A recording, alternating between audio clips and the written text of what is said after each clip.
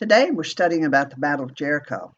In Joshua 2, we read that Joshua sent 2 men to spy out Jericho as God's people prepared to cross into the Promised Land. The men hid in the home of Rahab, a prostitute in Jericho. The king of Jericho received word there were 2 spies in the home of Rahab and demanded that she turn them over. She had hidden them on the roof, but she told the king that they had left. When the king's men left the city in pursuit of the spies, Rahab let them down the wall of the city with a red cord. Her house was built on the city wall. Rahab had professed belief in the one true God of the Israelites and asked the spies to spare her and her family when they attacked Jericho. She had their promise that they would. In Joshua 3, we learned that after the spies returned, Joshua prepared the people to cross the Jordan River. 2.5 tribes were going to reside east of the Jordan, which was not God's original plan, but Joshua made the men agree that they would go with the other tribes to fight the Canaanites until they had captured all of Canaan. The people moved out, led by the priests carrying the Ark of the Covenant. What did the Ark of the Covenant represent? The Ark of the Covenant represented God's presence with the Israelites. He told them that his presence would reside in the mercy seat between the 2 angels on the top of the Ark. The Ark was the centerpiece of Israel's worship. It resided in the tabernacle's Holy of Holies when the Israelites were not traveling.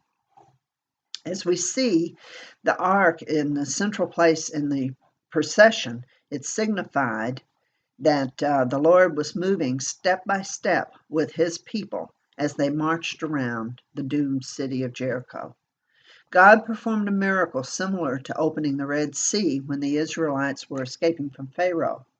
He stopped the flow of the water of the Jordan River so that the entire nation could cross on dry land. The Jordan was at flood stage because it was the time of spring rains. In Joshua 4, we learn that Joshua established a memorial of 12 stones, each representing a tribe of Israel, at the place where the Jordan ceased flowing. The memorial would serve as a testimony to future generations of God's faithfulness and power. In Joshua 5, we learn that the people reestablished the covenant rite of circumcision at Gilgal. Circumcision set the Israelites apart from all other peoples as God's chosen nation. They celebrated Passover for the first time in the Promised Land. The manna that they've been receiving to eat now for the 40 years in the desert ceased because they were home in the land God had promised them, a land flowing with milk and honey. God confirmed his presence by sending his angel to show Joshua the Lord would be fighting Israel's battles. This brings us to chapter 6, which we're covering today. If you will now read with me Joshua 6, verses 1 through 5. Now Jericho was securely shut up because of the children of Israel. None went out and none came in. And the Lord said to Joshua, See, I have given Jericho into your hand, its king and the mighty men of valor. You shall march around the city, all you men of war. You shall go all around the city once. This you shall do for 6 days. And 7 priests shall bear 7 trumpets of ram's horns before the ark. But the 7th day you shall march around the city 7 times, and the priests shall blow the trumpets. And it shall come to pass when they make a long blast with the ram's horn, and when you hear the sound of the trumpet, that all the people shall shout with a great shout. Then the wall of the city will fall down flat, and the people shall go up every man straight before him.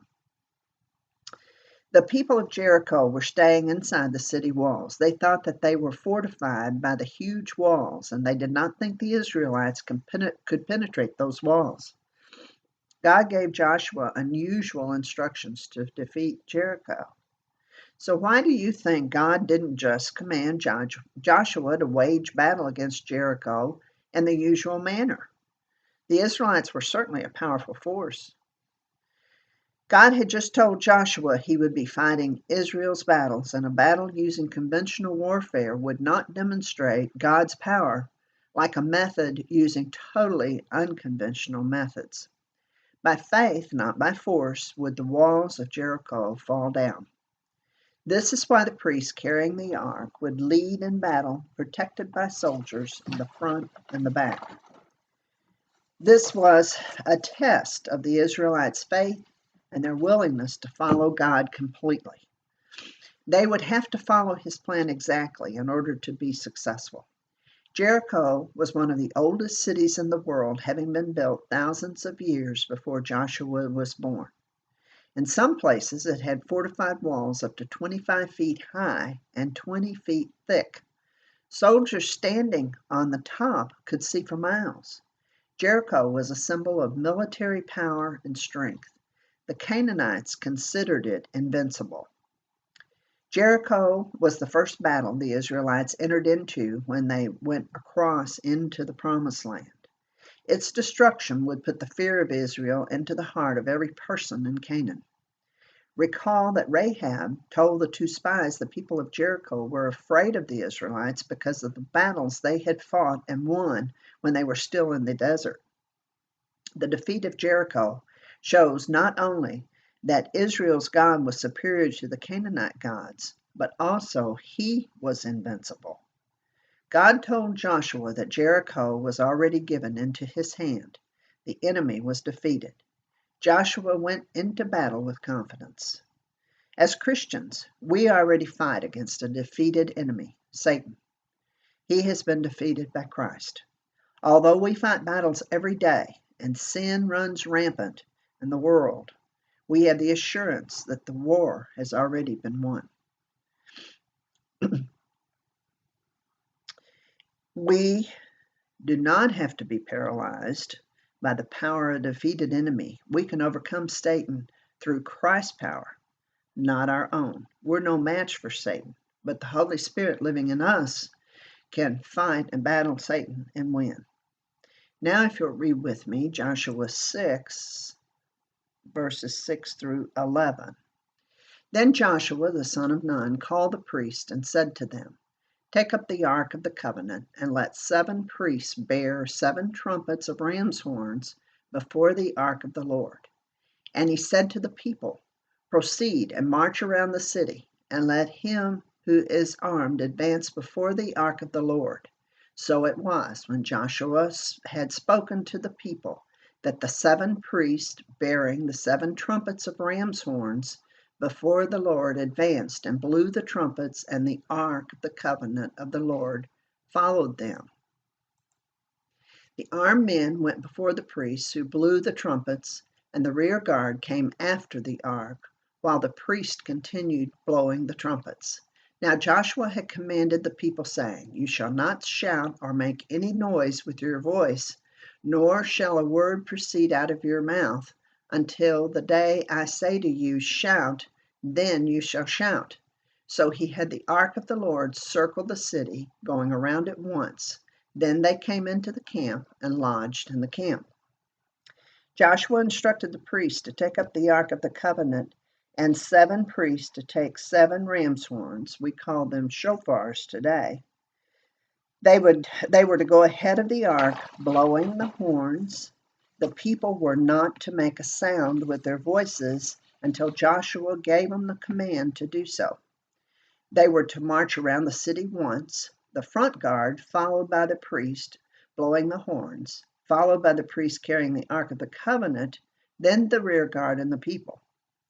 The city was at least 1/3 of a mile in circumference, and the Israelites would have positioned themselves far enough from the walls the soldiers on the wall could not hit them with arrows. They marched around the city as instructed, and then returned to camp the first day. Now, if you'll read with me verses 12 and 14 through 14. Joshua rose early in the morning, and the priests took up the ark of the Lord. Then 7 priests bearing 7 trumpets of ram's horns before the ark of the Lord went on continually and blew with the trumpets, and the armed men went before them. but the rear guard came after the ark of the Lord, while the priest continued blowing the trumpets. And the second day they marched around the city once and returned to the camp. So they did for 6 days. The Israelites marched around the city the second day exactly as they were instructed and returned to camp. As God had instructed Joshua, they did this for 6 days. It's significant that there were 7 horns and they marched for 7 days. In the Bible, the number 7 represents the number of completion or perfection. We see this in the 7 days of creation, and there are many references to 7 in the book of Revelation. Joshua and the Israelites obeyed God's instructions precisely. What is the message in this for Christians today? Just as the Israelites found favor with God and were blessed when they were obedient to Him, we too must be obedient to receive all the good things God has planned for our lives. Following the instructions demonstrated their faith in God. By having faith in God, we recognize that He was able to do above and beyond all that we ask or think. He was building their trust in Him by having them perform these unconventional acts. Let's read verses 15 to 21. But it came to pass on the 7th day that they rose early about the dawning of the day and marched around the city 7 times in the same manner. On that day only they marched around the city 7 times. On the 7th time it happened, when the priests blew the trumpets, that Joshua said to the people, "Shout, for the Lord has given you the city. Now the city shall be doomed by the Lord to destruction, and all who are in it. Only Rahab the harlot shall live, she and all who are with her in her house, because she hid the messengers that we sent. And you, by all means, abstain from the accursed things, lest you become accursed when you take of the accursed things and make the camp of Israel a curse and trouble it. But all the silver and gold and the vessels of bronze and iron are consecrated to the Lord. They shall come into the treasury of the Lord." So the people shouted when the priests blew the trumpets, and it happened when the people heard the sound of the trumpet, and the people shouted with a great shout, that the wall fell down flat. Then the people went up into the city, every man straight before him, and they took the city. And they utterly destroyed all that was in the city, both man and woman, young and old, ox and sheep and donkey, with the edge of the sword. For the Jewish people, the 7th day was the Sabbath, and it was a day of rest. But on this Sabbath, they were about doing the Lord's work. They were following His commands, and He would get the glory from their obedient actions. On the 7th day, they rose at dawn and marched around the city as they had the previous 6 days, but they did it 7 times. After the 7th time, Joshua commanded them to shout because the Lord had given them the city. I expect it was an exuberant shout for joy. When they shouted, the walls of the city fell down flat, except the wall section where Rahab's house stood. The Israelites went into the city, and as commanded by God, they destroyed every living thing except Rahab and her family. Why did God command them to destroy every living thing? When God promised the land to Abraham, He told him the Israelites would go into captivity for 400 years, and He would bring them out at the appointed time. God also told him the iniquity of the Amorites had not yet reached its full measure. That's Genesis 15, verse 16. He was giving them time to repent. God's holy judgment had now come against the sinful citizens of Jericho. Joshua instructed the people not to take any of the spoils of war for themselves, lest they be cursed. He told them to take the gold, silver, bronze, and iron for the Lord's treasury. They were not to take anything for themselves. They were to take those things that could not be burned by fire for the Lord. Jericho was, in essence, the first fruits of Canaan, and as such belonged to the Lord. As you recall, the first fruits of the harvest every year were to be given to the Lord. Let's read verses 22 to 27.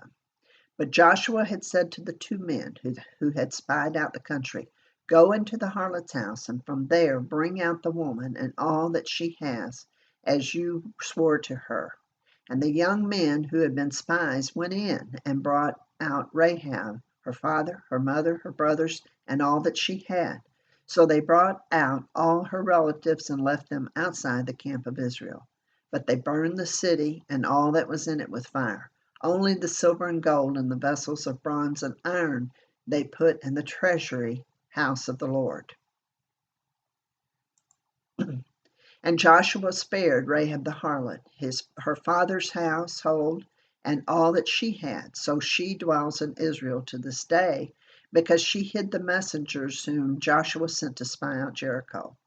Then Joshua charged them at that time, saying, "Cursed be the man before the Lord who rises up and builds this city Jericho. He shall lay its foundation with his firstborn, and with his youngest he shall set up its gates." So the Lord was with Joshua, and his fame spread throughout the country.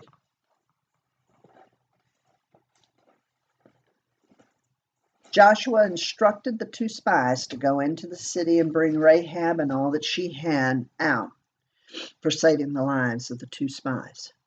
They brought her mother, father, brothers, and all she had out, and she resided with Israel. Rahab is mentioned several times in the Bible. She married an Israelite, and King David and Jesus were in her lineage. She was a Gentile who professed faith in the one true God of the Israelites. The Israelites then burned the city, and Joshua cursed it and anyone who would rebuild it in the future. In 1 Kings 16, verse 34, we see that Hiel, the Bethelite, did rebuild the city in the name of his firstborn and his youngest, just as Joshua had prophesied. We see Elijah, Elisha, and even Christ later in Jericho. And Jericho is the oldest constantly inhabited city in the world. As we might imagine, the fame of Joshua spread throughout the country. That was one purpose God had in destroying Jericho, which was considered indestructible, in such an unorthodox manner to put the fear in the Canaanites. God was with Joshua. When people obey God completely, what does that reveal about their character? It reveals that they love the Lord and they want to serve Him. We have to consider if there are areas of life that we are only giving God partial obedience, and ask ourselves what is preventing us from giving Him our full obedience. Can we imagine what our lives might be like if we gave Him our full obedience, demonstrating our complete faith in Him? How does obedience demonstrate what we really believe? Can we have genuine belief or faith without obedience? If we really believe God is who He says He is and can do what His Word says He can do, then we should be willing to completely be obedient to Him. If we truly believe, we should have faith that He is able and willing to be with us as He was with Joshua. Faith alone can strengthen us to do the will of God. Faith alone can arm us to reject sin.